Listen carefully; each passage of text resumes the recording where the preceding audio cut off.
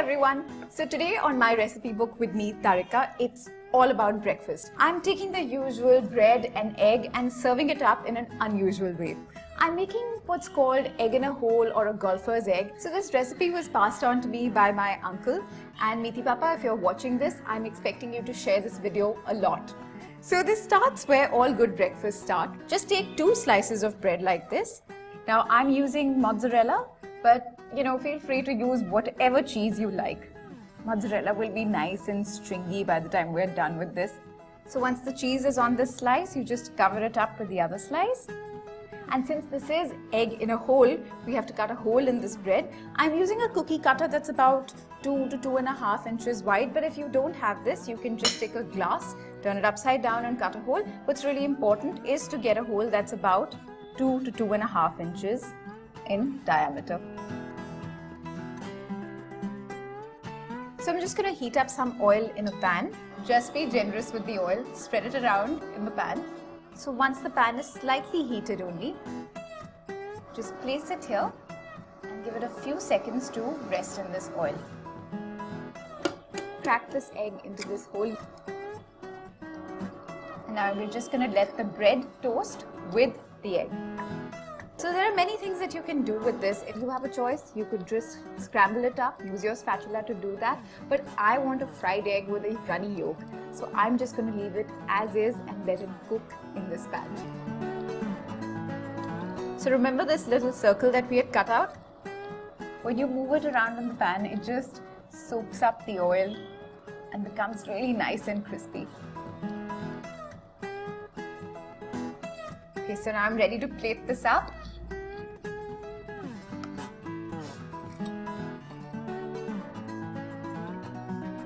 So this toasted piece of bread with nice stringy mozzarella inside. Now I'm just going to season it with a little bit of pepper and some salt. Now how can I make this better? I think I'm going to add some nice roasted tomatoes to this. I'm just going to nestle these in. So egg in a hole, golfer's egg, whatever you want to call it, you've just got to try this for breakfast. I'll see you next time, guys. Bye.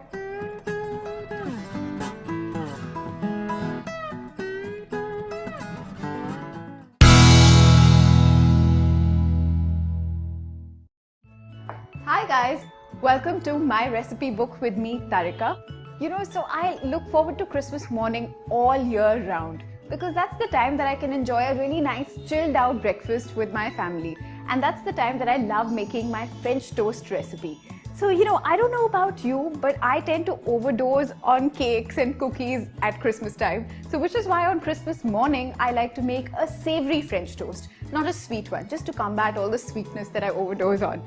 It's really quick and easy, and I'm going to show you how to make it. You'll need some eggs to start with. I've got 2 eggs here, room temperature. That's the thing, you should always have it at room temperature. It'll cook nice and evenly. Same for the milk. It's about half a cup of milk, that aside. And now I'm just going to start flavoring it. So I've got some fresh coriander. I'm going to use a bit of cumin powder. Cumin powder is jeera powder in India. I'm going to add about 1 tablespoon of dried chives, but if you're using fresh chives, use about 2 tablespoons. Yeah, this will give a really nice and mild oniony flavor without leaving that raw aftertaste. Now you need to season this pretty generously with salt. Get a good few grindings of fresh black pepper. Okay, that should be good on the pepper. I don't want to overdo it either. And now we're going to whisk this. We're going to break up the egg and get everything mixed together really well. But don't over whisk it. You don't want an over whisked custard. And that's it. We're done with this. Now I'm going to get on with making the toasts. So now I'm just going to heat up this pan. Got some olive oil. Now since this is a non-stick pan, we won't need much oil. I just want to spread it around. And while that pan is heating up, I'm going to get the toasts ready. So this is just regular bread that I'm using, regular everyday bread. But if you want to use any fancy bread, you can do that too. Now I'm just going to dip this in the custard. So you want to use slightly stale bread, about a day old or so, not fresh bread, because that will break up completely in the custard. It'll just get mushy in this custard that we've made. A slightly old bread, about a day old, will just soak it up enough. And you want to pull it out before it breaks up and falls apart. So now I'm just going to put this in the pan, which is nicely heated.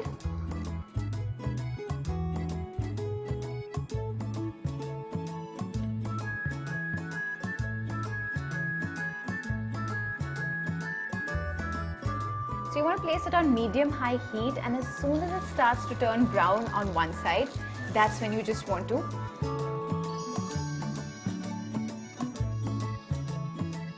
This is so beautifully browned, it looks gorgeous. And now you want to let it cook on the other side. So now I'm just going to continue slicing up some more bread.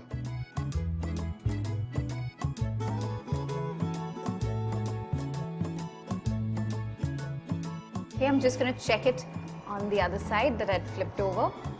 Yep, it's nicely browned, which means this first batch of French toast is done.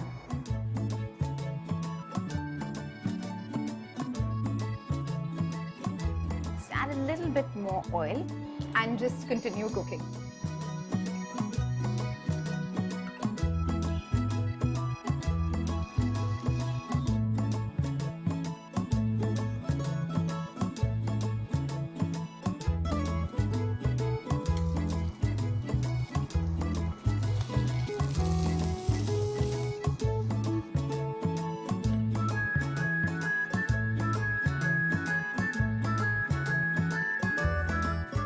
So this is my favorite recipe for savory French toast. I usually pair it up with some ketchup, that's the way I like it, but my crew tells me that they like it with some fresh mayonnaise. So I've served it up today with some mayo as well. So I hope you try this recipe, just a little something to spice up your Christmas morning. And if you like this recipe, like this video and share it with your friends. That's what you're supposed to do over Christmas, right? Share all the food that's cooked. See you next time, guys.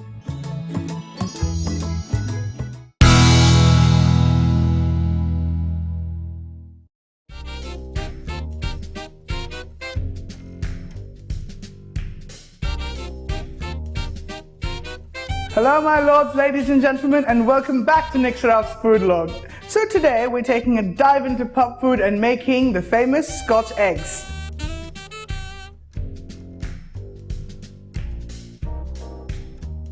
For that, we put 6 eggs in a saucepan of cold water and put it on a high flame till the water boils. Also for this, we set up a timer of exactly 8 minutes, maybe 9 minutes if you wish, for a little harder egg. Now that about 8.5 minutes have passed, we take the pan off the heat and carefully immerse these eggs immediately into ice cold water so that the cooking process stops completely.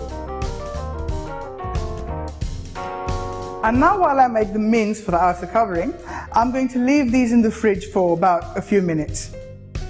Let's work on the chicken mince that will cover the eggs from the outside.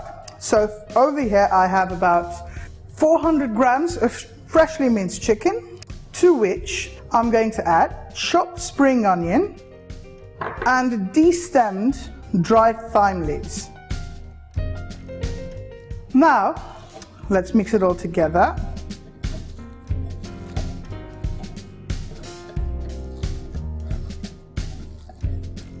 To this we add a good helping of salt and a good helping of crushed black pepper and just a touch of malt vinegar. If you don't add malt vinegar, it's fine. It's just very British to add malt vinegar on everything. And now that this mince is done, let's leave it in the fridge for a few minutes. We want this to be as cold as possible when we're using it for the eggs. Once the eggs have cooled down, we deshell them under the water itself. Just makes it easier to deshell.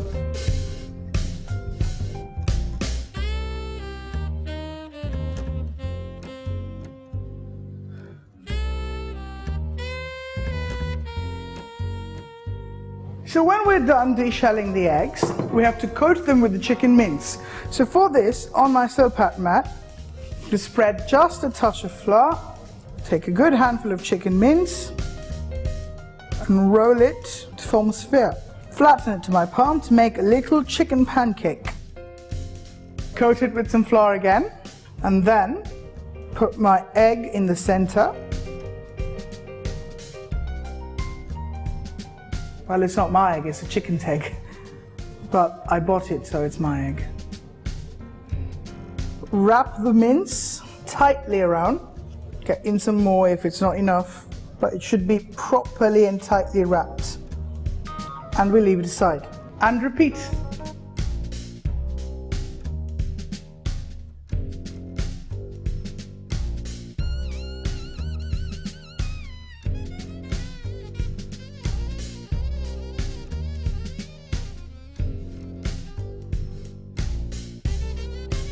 So now that we're done coating the eggs with the chicken mince, by the way, you can also use pork mince, we have to coat these in flour, egg wash, and breadcrumbs. So, first thing, we coat it generously in some flour, dip it into egg wash, and then straight on to the breadcrumbs.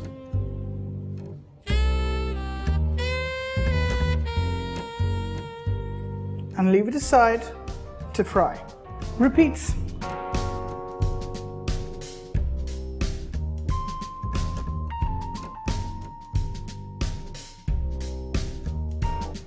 And now, like every Scottish food, it is time to deep fry these eggs until the chicken mince is fully cooked. So, we take an egg carefully on a perforated spoon and lower it slowly into a pan of boiling hot oil.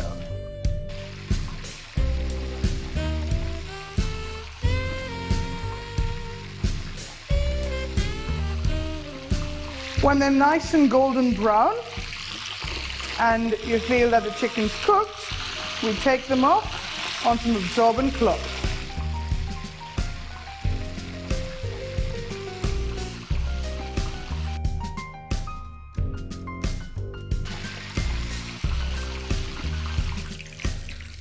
So there you have it, Scotch eggs ready on your plate. Enjoy!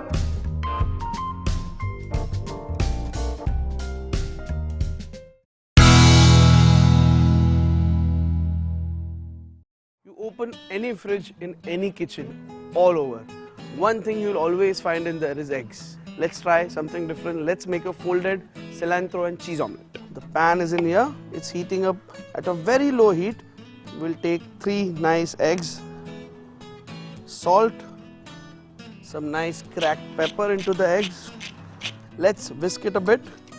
We are not whisking it to make it fluffy. We are just whisking it so that the yolks and the white mix into each other. Some nice coriander, and I'm going to put on my second pan on because I'm going to make some lovely cilantro potatoes with my cilantro omelette. So half of the coriander, the cilantro, goes into my egg. Again, we're going to whisk it a bit. So I've got some boiled potatoes here. Nice thick slices out of it. One more. Nice chunky thick slices from them. I'm going to place all the slices on a plate. Yeah, a lot of black pepper. A nice sprinkling of the salt. Oil. Oil in here as well. Now this side first, the one that we have put pepper on goes in with the other side as well. Some black pepper on top. A little bit of salt, and I'm going to make it nice and crisp on both sides. Let it cook. So high heat is for the potatoes to have the nice color and crispness. So for the eggs, you just require a bit of medium heat. Once your pan is hot, pour in the egg mixture in. Then you can slightly increase the heat. Here I've got a nice big block of cheddar cheese. You can use any cheese that you like. Now once the egg starts cooking, what I'm going to do is I'm going to mix in through.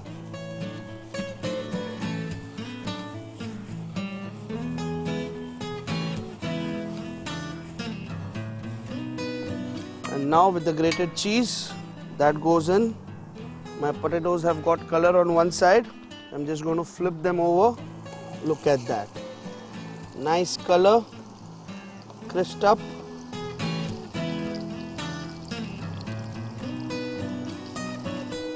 Back to my egg.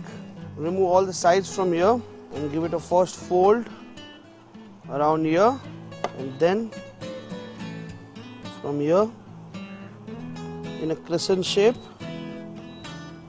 Just fold it in nicely. Just let it cook for a while till the cheese melts. On one side, the potatoes are literally done. Add a bit of coriander to it and give it a quick toss in the coriander.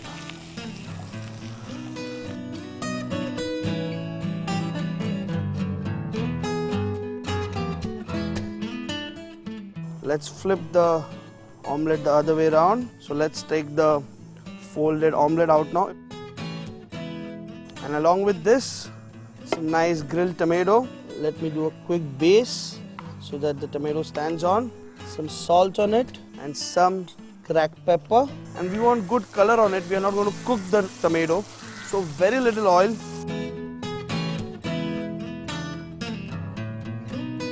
Out it goes into the plate. So now let's just break the egg like this. What you will see is the melted cheese inside. So the inside is nice and succulent and it's nice and brown on the outside. Superb, but not without a crispy potato. Enjoy.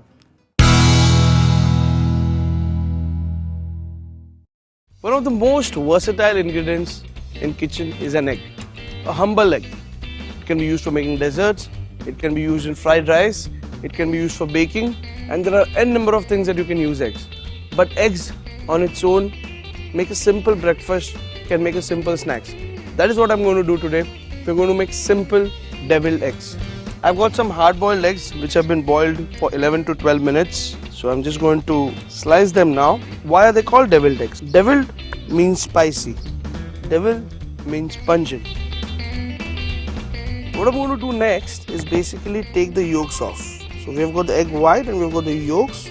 So I'm taking off the yolks. Nice.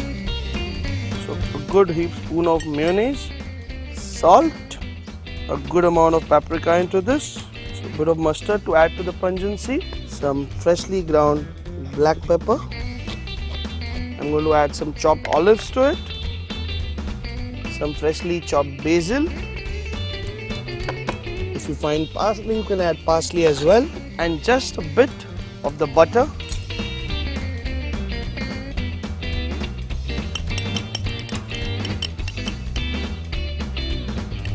So nicely mashed up. A bit more of the paprika to this. 2 little spoons of the same size. And now with this mixture, I'm just going to make them into quenelles. Goes on top. Same with the others. If you have a piping bag, you can always pipe them. You can always do the quenelles. So this is a lovely bit of deviled eggs, and this one is for me. Spicy, buttery, creamy, mustardy. Everything that I was looking for. Superb.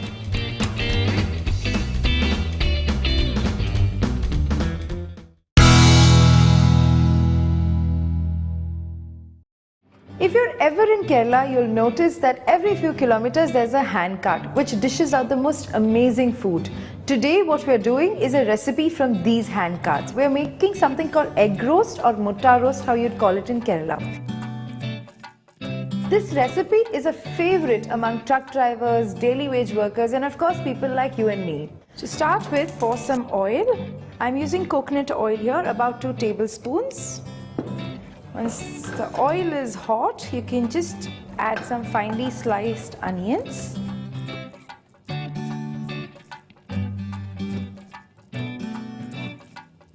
To speed up the process of cooking the onions, I always find it helpful to add a little salt.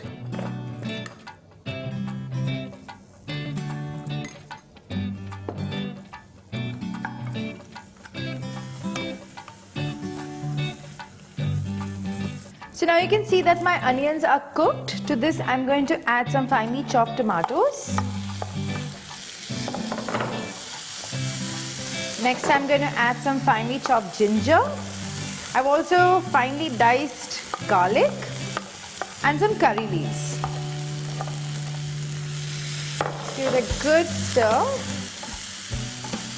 To this we are going to add some turmeric powder, just like half a teaspoon. I'm going to add some chili powder, about a full teaspoon of chili powder, 1.5 really. I'm going to add about a teaspoon and a half of pepper as well. This is a slightly spicy sort of curry roast kind of a thing. So, you know, if you want to go easy on the spices, you can do that. So just give it a good toss and mix it really well because you want the rawness of the masala to go away. Now to this, once it's all mixed up really well, I'm going to add some water. Just a little bit, you don't want too much water in this. Just to help bind it all together. So once you've added the water and mixed it together, just give it a few minutes of rest on the pan itself on low heat. So now that my masala is sizzling really well, I'm going to take some boiled eggs and just make tiny slits into it because you just want the masala to sort of seep inside. Okay, just coat the egg with some masala. The egg is not going to be completely filled with masala inside, but that's not what we're aiming to do either. So don't worry if you feel like you can't get this process completely right. Just let the egg stay in the pan on a low flame. Just coat the egg with the existing masala and keep it for maybe a minute at the max.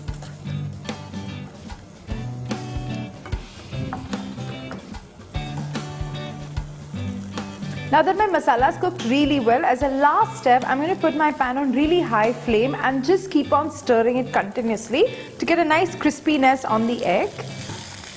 Just make sure you don't burn it at this point, so it's imperative that you keep on stirring it.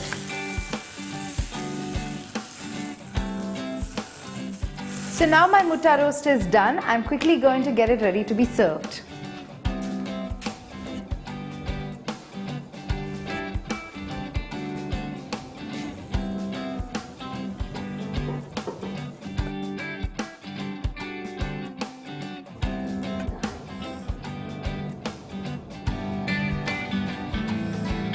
So my mutta roast is ready to be served. I've also got some freshly made Kerala parota to go with this, so I'm just going to dig right in.